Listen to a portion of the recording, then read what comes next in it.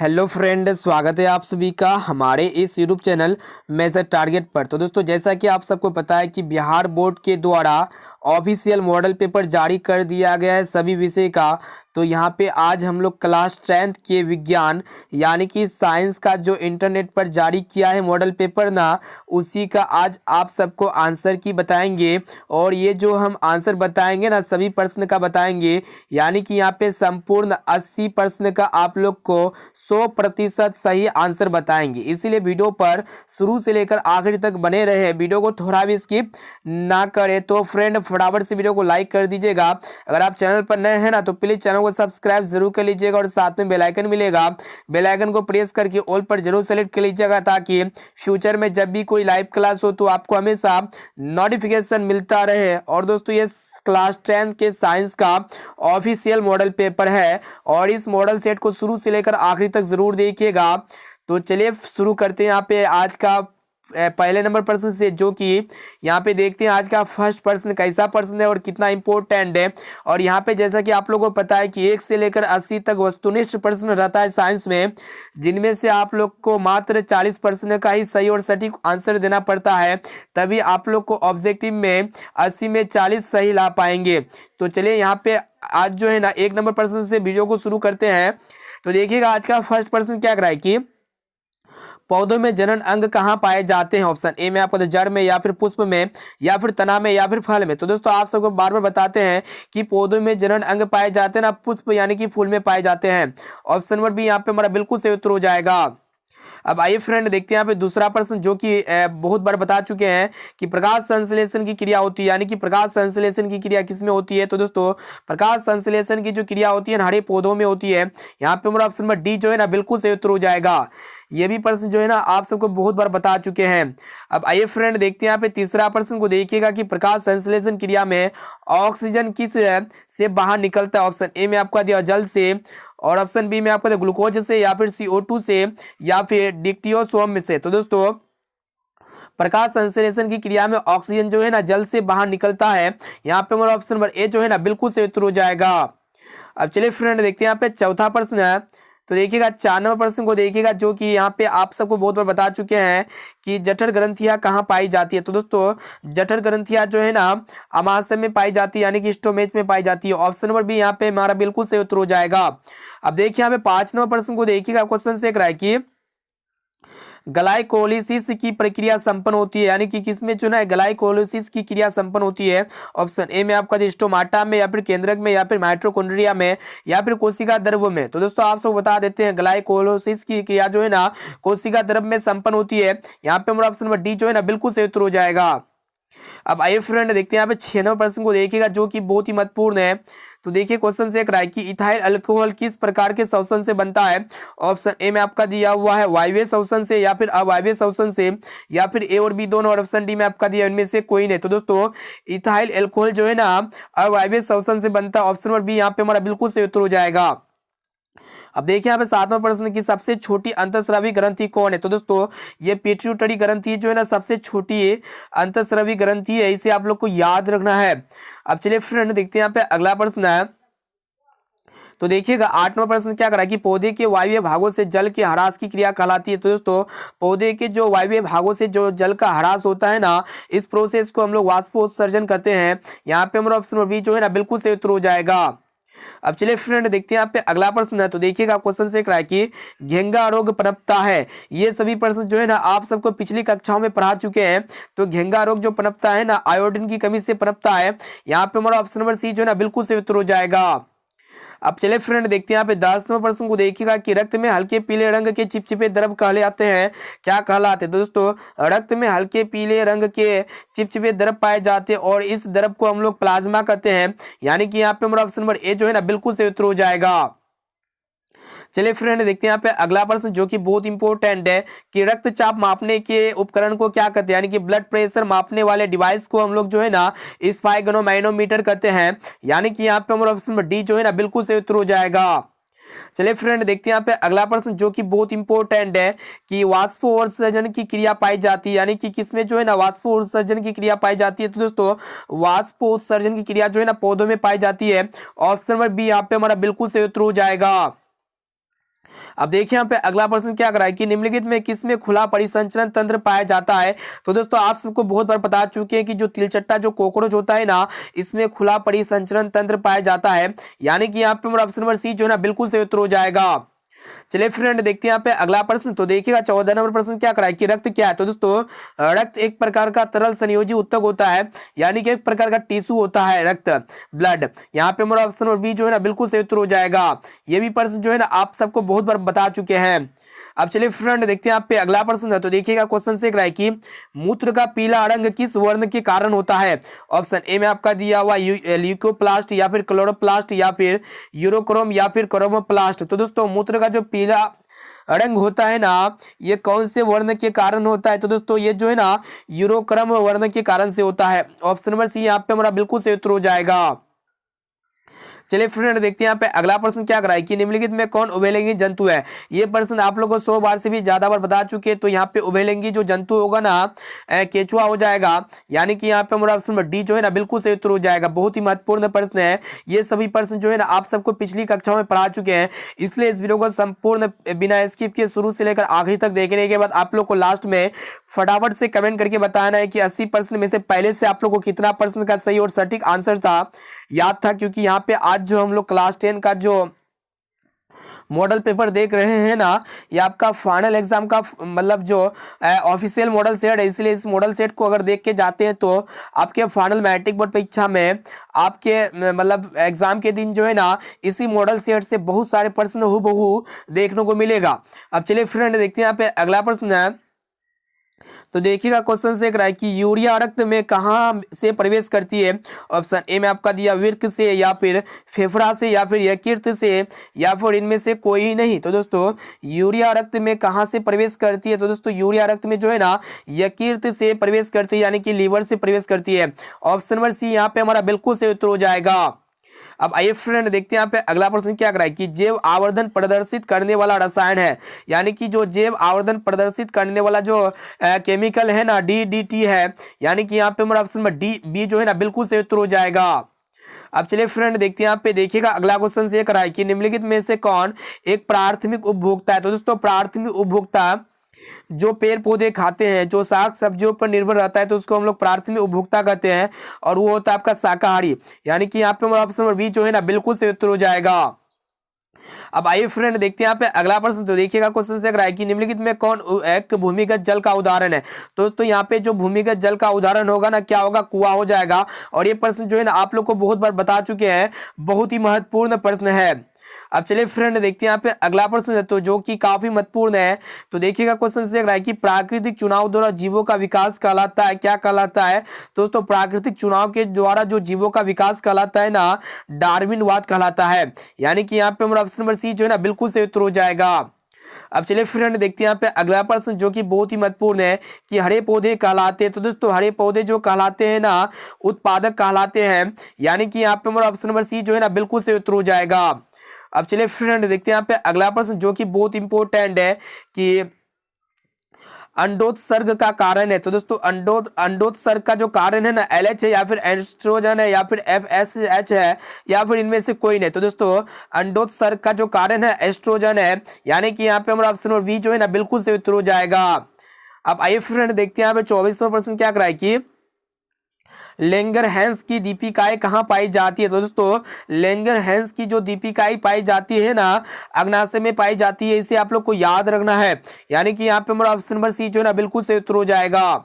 अब आइए फ्रेंड देखते हैं यहाँ पे अगला प्रश्न क्या कराए कि थायरोक्सिन हार्मोन के संश्लेषण में निम्नलिखित में किसका होना आवश्यक है। ऑप्शन ए में आपका दिया हुआ है आयरन का या फिर मैग्नीज का या फिर क्लोरीन का या फिर आयोडीन का। तो दोस्तों थायरोक्सिन हार्मोन के संश्लेषण में आयोडीन का होना आवश्यक है, यहाँ पे हमारा ऑप्शन नंबर डी जो है ना बिल्कुल सही उत्तर हो जाएगा। अब चलिए फ्रेंड देखते हैं यहाँ पे 26वां प्रश्न को देखिएगा। क्वेश्चन से कराए कि निश्चल कणिकाएं पाई जाती है, यानी कि निश्चल कणिकाएं जो ना किस में पाई जाती है, नेफ्रॉन में या फिर न्यूक्लियस में या फिर न्यूरॉन में या फिर इनमें से कोई नहीं। तो दोस्तों निश्चल कणिकाएं जो पाई जाती है ना न्यूरॉन में पाई जाती है, इसे आप लोग को याद रखना है। यहाँ पे हमारा ऑप्शन नंबर सी जो है ना बिल्कुल सही उत्तर हो जाएगा। अब आइए फ्रेंड देखते हैं यहाँ पे 27 नंबर प्रश्न को देखिएगा। जो क्वेश्चन से कराए कि मानव मस्तिष्क का वजन होता है, यानी कि मानव मस्तिष्क का वजन जो है ना कितना केजी होता है। तो दोस्तों 1.2 से लेकर 1.4 केजी होता है, यानी कि यहाँ पे हमारा ऑप्शन नंबर सी जो है ना बिल्कुल सही उत्तर हो जाएगा। सभी प्रश्न जो है ना आप सबको पिछली कक्षाओं में पढ़ा चुके हैं। तो देखिएगा अगला क्वेश्चन क्या कराए कि अगर जो भी स्टूडेंट ये वीडियो देख रहे हैं या फिर जो स्टूडेंट बहुत ही समय से मेरे YouTube चैनल में है और 3-4 महीने से पढ़ाई करते हैं, तो ये पक्का है कि आप जो है ना बहुत सारे ऑब्जेक्टिव क्वेश्चन जो है ना आप बना पाएंगे। इसलिए वीडियो पर बने रहिए, वीडियो को थोड़ा भी स्किप ना कीजिए। तो यहाँ पे देखिए क्वेश्चन से कराए कि निकट दृष्टि दोष अथवा दूर दृष्टि दोष के निवारण हेतु प्रयुक्त लेंस द्वारा बना प्रतिबिंब होता है। दोस्तों आप सबको बता देते हैं, जो भी व्यक्ति निकट दृष्टि दोष या फिर दूर दृष्टि दोष से पीड़ित होता है तो उस व्यक्ति के लेंस में जो बना होता है ना हमेशा वास्तविक और उल्टा प्रतिबिंब बनता है, यानी कि यहाँ पे हमारा ऑप्शन नंबर डी जो है ना बिल्कुल सही उत्तर हो जाएगा। अब आइए फ्रेंड देखते हैं यहाँ पे अगला प्रश्न क्या कर रहा है कि साइड मिरर के रूप में निम्नलिखित में से कौन प्रयुक्त होता है। ये भी प्रश्न आप सबको बहुत बार बता चुके हैं। तो उत्तल दर्पण का उपयोग जो है ना हम लोग साइड दर्पण यानी कि साइड मिरर के रूप में करते हैं। अब आइए फ्रेंड देखते हैं यहाँ पे अगला प्रश्न जो कि काफी बार बता चुके हैं कि अवतल लेंस द्वारा जो प्राप्त प्रतिबिंब होता है ना आभासी होता है, सीधा होता है और छोटा होता है, यानी कि सभी होता है। यहाँ पे मेरा ऑप्शन नंबर डी जो है ना बिल्कुल सही उत्तर हो जाएगा। अब देखिए यहाँ पे क्वेश्चन से अगर कि ऊर्जा का ऐसा ही मात्रक क्या होता है। तो दोस्तों ऊर्जा का जो ऐसा यूनिट होता है ना जूल होता है। यहाँ पे मेरा ऑप्शन नंबर ए जो है ना बिल्कुल सही उत्तर हो जाएगा। अब आइए फ्रेंड देखते हैं यहाँ पे अगला प्रश्न क्या करा है कि आकाश का नीला रंग होना किस परिघटना का परिणाम है। ऑप्शन ए में आपका दिया हुआ है अपवर्तन या फिर प्रकीर्णन या फिर परावर्तन या फिर इनमें से कोई नहीं। तो दोस्तों आकाश का जो नीला रंग होता है ना ये प्रकाश के प्रकीर्णन घटना पर आधारित है। यहाँ पे ऑप्शन नंबर बी जो है ना बिल्कुल सही उत्तर हो जाएगा। अब देखिए यहाँ पे अगला प्रश्न क्या कर रहा है कि सामान्य नेत्र के लिए स्पष्ट दृष्टि का जो न्यूनतम दूरी होता है ना 25 सेंटीमीटर होता है, इसे आप लोग को याद रखना है। और दोस्तों सामान्य नेत्र के लिए जो स्पष्ट दृष्टि का जो अधिकतम दूरी होता है ना अनंत होता है, साथ में से भी आप लोग को याद रखना है। अब देखिए यहाँ पे अगला प्रश्न क्या कर रहा है कि किसी उत्तल लेंस का फोकसांतर 50 सेंटीमीटर है तो उसकी क्षमता जो होगा ना +2 डायोप्टर होगा, ठीक है। यानी कि यहाँ पे हमारा ऑप्शन नंबर यहाँ पे 34 का जो ऑप्शन नंबर डी जो है ना बिल्कुल सही उत्तर हो जाएगा। इस प्रश्न को कैसे सोल्व कीजिएगा तो यहाँ पे देखिएगा जो लेंस की क्षमता होता है ना क्या होता है, जब भी आपको लेंस की क्षमता पूछेगा तो क्या कीजिएगा डायरेक्टली जो है ना 100 से आपको जो है ना भाग कर देना है जो फोकस दिया हुआ है। तो यहाँ पे जब हम लोग काटेंगे तो 50 गुना 100 हो जाएगा। तो यहाँ पे लेंस जो है ना उत्तल लेंस है, उत्तल लेंस की जो क्षमता होता है ना हमेशा पॉजिटिव होता है और लेंस की क्षमता का ऐसा मतलब डायोप्टर होता है और डायोप्टर को डी से दिखाते हैं। अब चलिए फ्रेंड देखते हैं यहाँ पे अगला प्रश्न जो कि यहाँ पे देखिएगा बहुत बार बता चुके हैं कि एक प्रिज्म कितने सतहों से घिरा होता है। तो दोस्तों प्रिज्म एक पारदर्शी शीशा होता है जिसका 2 सतह त्रिभुजाकार तथा 3 सतह चतुर्भुजाकार होता है, यानी कि प्रिज्म में टोटल जो है ना 5 सतह होता है। यहाँ पे मेरा ऑप्शन नंबर डी जो है ना बिल्कुल सही उत्तर हो जाएगा। अब देखिए यहाँ पे अगला प्रश्न क्या कराए कि अभिनेत्र लेंस की फोकस दूरी में परिवर्तन किया जाता है। तो दोस्तों यहाँ पे आप लोग गलती नहीं कीजिएगा, जो अभिनेत्र लेंस की जो फोकस दूरी में जो परिवर्तन किया जाता है ना पक्षमापी पेशिया के द्वारा किया जाता है, यानी कि यहाँ पे मेरा ऑप्शन नंबर डी जो है ना बिल्कुल सही उत्तर हो जाएगा। अब देखिए यहाँ पे अगला प्रश्न क्या करा कि प्रकाश के परावर्तन के कितने नियम। तो दोस्तों प्रकाश के परावर्तन के 2 नियम होते हैं और प्रकाश के अपवर्तन की भी जो है ना 2 नियम होते हैं, इसे आप लोग को याद रखना है। अब देखिए यहाँ पे अगला प्रश्न क्या करा है कि फोटोग्राफी कैमरा का भी दृश्य क्या होता है। ये भी प्रश्न जो है ना आप सबको बहुत बार बता चुकी है। जो फोटोग्राफी जो कैमरा होता है उसका जो अभी दृश्य होता है ना उत्तल लेंस का होता है, यानी कि यहाँ पे हमारा ऑप्शन नंबर ए जो है ना बिल्कुल सही उत्तर हो जाएगा। अब देखिए यहाँ पे अगला प्रश्न क्या करा है कि यदि एक किरण अवतल दर्पण पर लंबवत आपतित होता है तो परावर्तन के बाद किरण किस बिंदु से झुकेगी गुजरेगी। ऑप्शन ए में आपका दिया फोकस से या फिर वक्रता केंद्र से या फिर ध्रुव से और ऑप्शन डी में आपका दिया हुआ इनमें से किसी से नहीं। तो दोस्तों एक किरण अवतल दर्पण पर लंबवत आपतित होता है और परावर्तन के बाद जो किरण झुकेगी ना फोकस से झुकेगी गुजरेगी। यहाँ पे मेरा ऑप्शन नंबर ए जो है ना बिल्कुल सही उत्तर हो जाएगा। चलिए फ्रेंड देखते हैं यहाँ पे अगला प्रश्न। तो देखिएगा क्वेश्चन से कराए कि यदि एक प्रिज्म से एक वर्ती किरण गुजरे तो इसका नहीं होगा, क्या नहीं होगा। यानी कि कोई भी प्रिज्म से जब एक कलर गुजरता है, सिंगल कलर कोई गुजरता है तो इसका जो परिकिरण होगा ना यानी कि इसका स्पेक्ट्रम नहीं बनेगा, यानी कि इसका वर्ण विक्षेपण नहीं होगा। यहाँ पे मेरा ऑप्शन नंबर बी जो है ना बिल्कुल सही उत्तर हो जाएगा। अब देखिए यहाँ पे 41 नंबर प्रश्न क्या कराए कि पवन विद्युत जनित्र में कुंडली को घुमाने का काम मूलतः करती है, यानी कि कौन करती है? ऑप्शन ए में आपका दिया हुआ है उच्च दाब की हवा, या फिर स्थिर हवा, या फिर गतिमान हवा, या फिर इनमें से कोई नहीं। तो दोस्तों पवन विद्युत जनित्र में जो कुंडली को घुमाने का जो काम मूलतः करता है ना, गतिमान हवा करता है, यानी कि यहाँ पे हमारा ऑप्शन नंबर सी जो है ना बिल्कुल सही उत्तर हो जाएगा। अब चलिए फ्रेंड देखते हैं यहाँ पे अगला प्रश्न, जो कि यहाँ पे देखिएगा क्वेश्चन से रहा है कि कांच की अवतल लेंस की हवा में जो शक्ति होती है ना, क्या होता है? ऋणात्मक होता है, या फिर धनात्मक होता है, या फिर कभी धनात्मक, और ऑप्शन डी में आपका दिया इनमें से कोई नहीं। तो दोस्तों यहाँ पे अवतल लेंस जो है ना, तो यहाँ पे कांच की जो अवतल लेंस में जो वायु की जो शक्ति होगा ना, वो आपका क्या होगा? ऋणात्मक होगा, यानी कि नेगेटिव होगा। ऑप्शन नंबर ए जो है ना बिल्कुल सही उत्तर हो जाएगा। अब देखिए यहाँ पे 43 नंबर प्रश्न क्या कर रहा है कि निम्नांकित में कौन विद्युत का सुचालक है? तो दोस्तों यहाँ पे इलेक्ट्रिक करंट का जो गुड कंडक्टर होगा ना, ग्रेफाइट हो जाएगा। यहाँ पे और ऑप्शन नंबर बी जो है ना बिल्कुल सही उत्तर हो जाएगा। अब देखिए यहाँ पे अगला प्रश्न क्या कर रहा है कि वक्रता त्रिज्या 1 मीटर के अवतल दर्पण की फोकस दूरी क्या होगा? तो यहाँ पे जो फोकस दूरी होगा ना, हम लोग जानते हैं जो फोकस दूरी होता है वक्रता त्रिज्या के क्या होता है? आधी होता है। तो यहाँ पे वक्रता त्रिज्या जो है ना 1 मीटर दिया हुआ, तो इसको हम लोग सेंटीमीटर में चेंज करेंगे, क्योंकि यहाँ पे ऑप्शन में सेंटीमीटर में है। जब इसको हम लोग काटेंगे तो यहाँ पे फोकस दूरी जो है ना 50 सेंटीमीटर निकल के आता है। ऑप्शन नंबर बी जो है ना यहाँ पे हमारा बिल्कुल सही उत्तर हो जाएगा।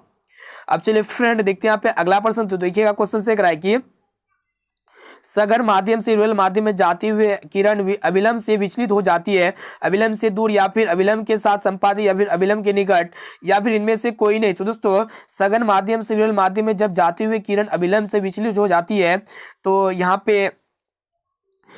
पे जो होगा ना क्या होगा? दूर होगा, ठीक है, यानी कि दूर हटेगी, अभिलंब से दूर हटेगी, यानी कि यहाँ पे मेरा ऑप्शन नंबर ए जो है ना बिल्कुल से उत्तर हो जाएगा।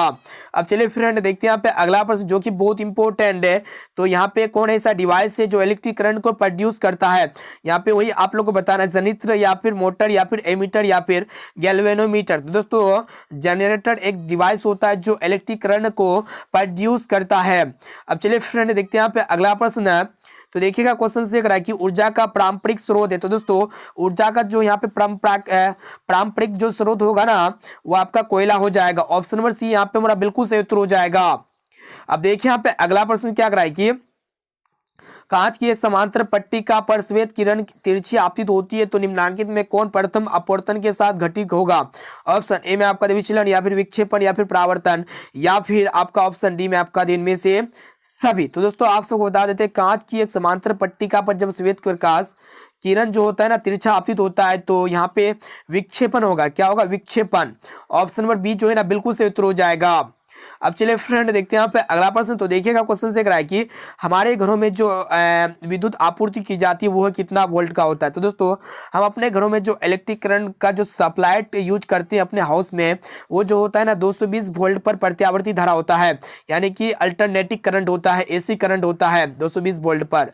अब देखिए यहाँ पे अगला प्रश्न क्या करा है कि जस्ता का परमाणु संख्या कितना होता है? तो दोस्तों जस्ता यानी कि जेटेन का जो एटॉमिक नंबर होता है ना 30 होता है। यहाँ पे मेरा ऑप्शन नंबर डी जो है ना बिल्कुल सही उत्तर हो जाएगा। अब देखिए यहाँ पे 51 नंबर प्रश्न क्या कराएगी, धोबिया सोडा का रासायनिक सूत्र क्या है? तो दोस्तों वाशिंग सोडा का जो रासायनिक केमिकल जो फॉर्मूला होता है ना Na2CO3 10H2 होता है। ये प्रश्न आप लोग को पिछले वाले मॉडल सेट में कराए थे। अब चलिए फ्रेंड देखते हैं यहाँ पे अगला प्रश्न है। तो देखिएगा क्वेश्चन क्या कराए कि निम्नांकित में कौन परवल क्षारक है? तो दोस्तों यहाँ पे जो NaOH होगा ना, ये परवल क्षारक होगा, sodium hydroxide. Option number C यहाँ पे हमारा बिल्कुल सही उत्तर हो जाएगा। अब देखिए यहाँ पे अगला प्रश्न क्या कराए कि हेमेटाइट निम्नांकित में किस धातु का अयस्क है? तो दोस्तों यहाँ पे हेमेटाइट जो अयस्क है ना किस धातु का है? लोहा का, यानी कि फेरम का है। ऑप्शन नंबर बी यहाँ पे हमारा बिल्कुल सही उत्तर हो जाएगा। अब देखिए यहाँ पे अगला प्रश्न क्या कराए कि सल्फाइड एस का सांद्रण निम्नांकित में किस विधि द्वारा होता है? ऑप्शन ए में आपका दिया हुआ द्रवण विधि के द्वारा, या फिर हाथ से चुनकर, या फिर निस्तापन के द्वारा, या फिर फेन प्लावन विधि द्वारा। तो दोस्तों सल्फाइड एस का जो सांद्रण किया जाता है ना फेन उत्प्लावन विधि के द्वारा किया जाता है। ऑप्शन नंबर डी यहाँ पे हमारा बिल्कुल सही उत्तर हो जाएगा। अब चलिए फ्रेंड देखते हैं यहाँ पे अगला प्रश्न। तो देखिएगा क्वेश्चन से करा है कि इस अभिक्रिया में क्या हो रहा है कि ऑक्सीजन जुट रहा है जेटेन के साथ। जब भी ऑक्सीजन जेटेन के साथ जुटेगा तो यहाँ पे ऑक्सीजन का योग होता है। जब ऑक्सीजन का योग होता है तो इस तरह की अभिक्रिया को हम लोग उपचयन अभिक्रिया कहते हैं, यानी कि यहाँ पे हमारा ऑप्शन नंबर ए जो है ना बिल्कुल सही उत्तर हो जाएगा। अब देखिए यहाँ पे अगला प्रश्न क्या कर रहा है कि ग्लूकोज का आणविक सूत्र क्या होता है। ये प्रश्न आप लोगों को 100 बार से भी ज्यादा बार बता चुके हैं। तो ग्लूकोज का जो सूत्र होता है ना कि C6H12O6 होता है। यहाँ पे हमारा ऑप्शन नंबर बी जो है ना बिल्कुल सही उत्तर हो जाएगा। अब देखिए यहाँ पे अगला प्रश्न क्या कर रहा है कि अम्ल का जैव विलयन विद्युत का संचालन करता है क्योंकि अम्ल जल में क्या होता है, आयनित होता है। यहाँ पे हमारा ऑप्शन नंबर सी जो है ना बिल्कुल सही उत्तर हो जाएगा। अब देखिए यहाँ पे अगला प्रश्न ये कह रहा है कि लिथियम के ब्रातम सेल में कितने इलेक्ट्रॉन विद्यमान रहते हैं। तो दोस्तों हाइड्रोजन, हीलियम, लिथियम, तो यहाँ पे लिथियम का जो इलेक्ट्रॉनिक नंबर कितना होता है, 3 होता है। तो हम लोग जानते हैं जो प्रथम कक्षा में जो इलेक्ट्रॉन भराते हैं ना 2 भराते हैं, और अंतिम कक्षा में जो इलेक्ट्रॉन कितना भराएगा, 1 भराएगा, तभी तो 3 होगा। तो यहाँ पे जो अंतिम कक्षा में जो इलेक्ट्रॉन भराएगा कितना भराएगा, 1 भराएगा। ऑप्शन नंबर ए जो है ना बिल्कुल सही उत्तर हो जाएगा। अब देखिए यहाँ पे अगला प्रश्न क्या कर रहा है कि आवर्त सारणी के शून्य समूह का तत्व है। तो दोस्तों ये प्रश्न आप लोग को बहुत बार करा चुके हैं। तो यहाँ पे आवर्त सारणी का जो शून्य आवर्त सारणी के जो शून्य समूह का जो तत्व होगा ना क्या होगा दोस्तों, यहाँ पे जो है ना हमारा ऑप्शन नंबर सी बिल्कुल सही उत्तर हो जाएगा, हीलियम हो जाएगा। अब चलिए फ्रेंड देखते हैं यहाँ पे अगला प्रश्न। तो देखिएगा क्वेश्चन से करा है कि निम्नांकित में सर्वाधिक विद्युत ऋणात्मक तत्व कौन है। ये भी प्रश्न जो है ना आप लोग को बहुत बार आ चुके हैं। तो फ्लोरीन जो है ना ये सर्वाधिक विद्युत ऋणात्मक तत्व है। यहाँ पे हमारा ऑप्शन नंबर ए जो है ना बिल्कुल सही उत्तर हो जाएगा। अब चलिए फ्रेंड देखते हैं यहाँ पे अगला प्रश्न। तो देखिएगा क्वेश्चन से करा है कि देखिएगा क्वेश्चन से करा है कि जल के विद्युत अपघटन में कैथोड पर जो कौन सी गैस मुक्त होती है। तो दोस्तों कैथोड पर जो गैस मुक्त होती है ना, हाइड्रोजन गैस मुक्त होती है। ऑप्शन नंबर सी यहाँ पे हमारा बिल्कुल सही उत्तर हो जाएगा। अब चलिए फ्रेंड देखते हैं यहाँ पे अगला प्रश्न। देखिएगा क्वेश्चन से करा है कि हमारा शरीर का पीएच मान क्या है। तो दोस्तों हमारा शरीर का जो पीएच मान होता है ना 7.0 से 7.8 होता है। यानी कि यहाँ पे हमारा ऑप्शन नंबर सी जो है ना बिल्कुल सही उत्तर हो जाएगा। अब देखिए यहाँ पे अगला प्रश्न क्या कर रहा है कि निम्नांकित यौगिक में कौन अम्ल है। तो दोस्तों यहाँ पे अम्ल को आप लोग को पहचानना है। तो दोस्तों यहाँ पे H2SO4 एक प्रकार का सल्फ्यूरिक अम्ल है। ऑप्शन नंबर डी यहाँ पे हमारा बिल्कुल सही उत्तर हो जाएगा। अब देखिए यहाँ पे अगला प्रश्न क्या कर रहा है कि निम्नांकित में कौन संश्लेषित सूचक है। तो दोस्तों यहाँ पे जो संश्लेषित सूचक होगा ना मैथिल ऑरेंज हो जाएगा। यहाँ पे मेरा ऑप्शन नंबर सी जो है ना बिल्कुल सही उत्तर हो जाएगा, मैथिल ऑरेंज। अब आइए फ्रेंड देखते हैं यहाँ पे अगला प्रश्न है। दोस्तों वीडियो को आपको थोड़ा भी स्किप नहीं करना है, वीडियो को शुरू से लेकर आखिरी तक कंसंट्रेट होकर याद करते हुए जाना है सभी क्वेश्चंस को। आप लोग को लास्ट में कमेंट करके बताना है कि 80% में से आप कितने % का सही और सटीक आंसर दे पाए। अब देखिए क्वेश्चन से कराए कि कार्बन डाइऑक्साइड जल से अभिक्रिया करके बनाता है, क्या बनाता है। तो दोस्तों कार्बन डाइऑक्साइड गैस जो जल से अभिक्रिया करके बनाता है ना क्या बनाता हुई आप लोग को बताना है। तो दोस्तों कार्बन डाइऑक्साइड गैस जल के साथ अभिक्रिया करके जो ना कार्बनिक अम्ल बनाता है। ऑप्शन नंबर सी यहाँ पे हमारा बिल्कुल सही उत्तर हो जाएगा। अब देखिए यहाँ पे अगला प्रश्न क्या कर रहा है कि कॉपर पायराइड्स का रासायनिक संगठन है, यानी कि यहाँ पे रासायनिक सूत्र पूछ रहा है। तो दोस्तों कॉपर पायराइड्स का जो रासायनिक सूत्र होता है ना CuFeS2 होता है, CuFeS2। ऑप्शन नंबर बी यहाँ पे हमारा बिल्कुल सही उत्तर हो जाएगा। अब देखिए यहाँ पे अगला प्रश्न क्या करा है कि प्रकृति में मुक्त अवस्था में पाए जाने वाला जो धातु होता है ना सोना होता है, चांदी होता है, ठीक है। यहाँ पे हमारा ऑप्शन नंबर बी जो है ना बिल्कुल सही उत्तर हो जाएगा। अब चलिए फ्रेंड देखते हैं यहाँ पे अगला प्रश्न क्या करा है कि निम्नांकित में कौन सी धातु सबसे अधिक अभिक्रियाशील है। तो दोस्तों सबसे अधिक अभिक्रियाशील जो धातु होगा ना कॉपर होगा। यहाँ पे हमारा ऑप्शन नंबर डी जो है ना बिल्कुल सही उत्तर हो जाएगा। अब आइए फ्रेंड देखते हैं यहाँ पे अगला प्रश्न क्या कर रहा है कि किसी भी अधातु के बृहत्तम सेल में जो इलेक्ट्रॉन की संख्या हो सकता है ना 4 5 6 7 हो सकता है। यानी कि यहाँ पे हमारा ऑप्शन नंबर बी जो है ना बिल्कुल सही उत्तर हो जाएगा। अब देखिए यहाँ पे अगला प्रश्न क्या कर रहा है कि पीतल निम्नांकित में किनका मिश्र धातु होता है। ये भी प्रश्न जो है ना चिल्ला के आप लोग को बताया है। यहाँ पे जो मिश्र धातु होगा ना पीतल, कॉपर और जिंक का मिश्र धातु होता है। यानी कि यहाँ पे हमारा ऑप्शन नंबर ए जो है ना बिल्कुल सही उत्तर हो जाएगा। अब देखिए यहाँ पे 71 नंबर प्रश्न क्या कर रहा है कि निम्नलिखित में कौन समायवी है। तो दोस्तों यहाँ पे समायवी जो होगा ना एथिल अल्कोहल या फिर क्या होगा इसमें।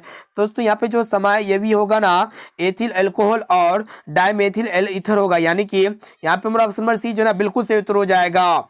अब चलिए फ्रेंड देखते हैं यहाँ पे अगला प्रश्न क्या कर रहा है कि CH3 सिंगल बॉन्ड O यहाँ पे सिंगल बॉन्ड C2H5 का जो IUPAC प्रणाली के अनुसार नाम इसका क्या होगा वही आप लोग को बताना है। तो दोस्तों CH3 single bond O single bond C2H5 का जो IUPAC नाम होगा ना वो आपका क्या हो जाएगा, मिथोक्सी मीथेन हो जाएगा, मिथोक्सी मीथेन। यहाँ पे मेरा ऑप्शन नंबर सी जो है ना बिल्कुल सही उत्तर हो जाएगा। अब देखिए यहाँ पे अगला प्रश्न क्या कराए कि लोहे की अभिक्रिया भाप से कराने पर लोहे का कौन सा ऑक्साइड बनता है। तो दोस्तों जब लोहे की अभिक्रिया भाप के साथ कराते हैं लोहे का जो ऑक्साइड बनता है ना वो आपका FE3 ऑफर बनता है। यानी कि यहाँ पे हमारा ऑप्शन नंबर ए जो है ना बिल्कुल सही उत्तर हो जाएगा। अब चलिए फ्रेंड देखते हैं यहाँ पे 74 नंबर प्रश्न को देखिएगा, जो क्वेश्चन से कराए कि देखिए प्रश्न बहुत इंपॉर्टेंट है कि एक तत्व की परमाणु संख्या 16 है, आवर्त सारणी में इस तत्व की वर्ग का संख्या क्या होगा, भाई आप लोग को बताना है। तो यहाँ पे परमाणु संख्या कौन सा तत्व का परमाणु संख्या 16 होता है, तो दोस्तों सल्फर का जो परमाणु संख्या होता है ना कितना होता है, 16 होता है। और ये सल्फर का जो तत्व का आवर्ग ये मतलब इस तत्व मतलब सल्फर का जो वर्ग संख्या होगा ना कितना होगा, 16 ही होगा। ठीक है, यहाँ पे मेरा ऑप्शन नंबर सी जो है ना बिल्कुल सही उत्तर हो जाएगा। अब देखिए यहाँ पे अगला प्रश्न क्या कराए कि निम्नलिखित में कौन सी धातु तनु सल्फ्यूरिक अम्ल के साथ अभिक्रिया नहीं करती है। तो दोस्तों यहाँ पे कॉपर जो होगा ना ये तनु सल्फ्यूरिक अम्ल के साथ अभिक्रिया नहीं करती है। ऑप्शन नंबर सी यहाँ पे हमारा बिल्कुल सही उत्तर हो जाएगा। अब आइए फ्रेंड देखते हैं यहाँ पे अगला प्रश्न जो देखिएगा क्वेश्चन से कराए कि एक मिश्र धातु में 90% कॉपर और 10% टीन है, तो इस मिश्र धातु का नाम क्या होगा। तो दोस्तों यहाँ पे 90% कॉपर है और 10% टीन है, तो इस धातु का नाम जो होगा ना ब्रॉन्ज हो जाएगा। ऑप्शन नंबर बी यहाँ पे हमारा बिल्कुल सही उत्तर हो जाएगा। अब देखिए यहाँ पे अगला प्रश्न क्या कराए कि जिंक सोडियम हाइड्रोक्साइड के साथ प्रतिक्रिया करके क्या बनाता है। तो दोस्तों जिंक सोडियम हाइड्रोक्साइड के साथ प्रतिक्रिया करके जो है ना हाइड्रोजन गैस बनाता है। ऑप्शन नंबर ए जो है ना यहाँ पे हमारा बिल्कुल सही उत्तर हो जाएगा। अब चलिए फ्रेंड देखते हैं यहाँ पे अगला प्रश्न, तो देखिएगा क्वेश्चन से है कि निम्नांकित में कौन सी धातु वायु में उच्च ताप पर गर्म किए जाने पर भी ऑक्सीजन से संयोग नहीं करती है। तो दोस्तों यहाँ पे जब हम लोग मतलब यहाँ पे Ag को जब हम लोग क्या करते हैं गर्म करते हैं ना, तो ये क्या होता है कि ये ऑक्सीजन से संयोग नहीं करता है। अब देखिए यहाँ पे फ्रेंड अगला प्रश्न क्या कराए कि एस में उपस्थित अपद्रव्य को कहते हैं। ऑप्शन ए में आपका था खनिज या फिर धातुमल या फिर गैंग या फिर इनमें से कोई नहीं। तो दोस्तों एस में उपस्थिति अपद्रव्य को जो है ना गैंग कहते हैं। यहाँ पे हमारा ऑप्शन नंबर सी जो है ना बिल्कुल सही उत्तर हो जाएगा। अब आइए फ्रेंड देखते हैं यहाँ पे आज का लास्ट और अंतिम प्रश्न है आज के ऑफिशियल मॉडल सेट का कि निम्नलिखित में किस गुण के कारण धातुओं के तार बनाए जाते हैं। तो दोस्तों यहाँ पे धातुओं में एक प्रकार का तन्यता का गुण पाया जाता है और इसीलिए जो है ना इस तन्यता के तार मतलब गुण के कारण धातुओं का तार बनाया जाता है। यानी कि यहाँ पे मेरा ऑप्शन नंबर सी जो है ना बिल्कुल सही उत्तर हो जाएगा। दोस्तों यहाँ पे हम लोग फाइनली जो है ना क्लास 10 के साइंस का ऑफिशियल मॉडल सेट को सोल्व कर चुके हैं और इस मॉडल सेट में हम लोग 80 ऑब्जर्व क्वेश्चंस का आंसर जो है ना 100% सही और सटीक बताए। तो आप लोग फटाफट से इस वीडियो में कमेंट करके बताइए कि 80% में से पहले से आप लोग को कितना % का आंसर सही और सटीक याद था।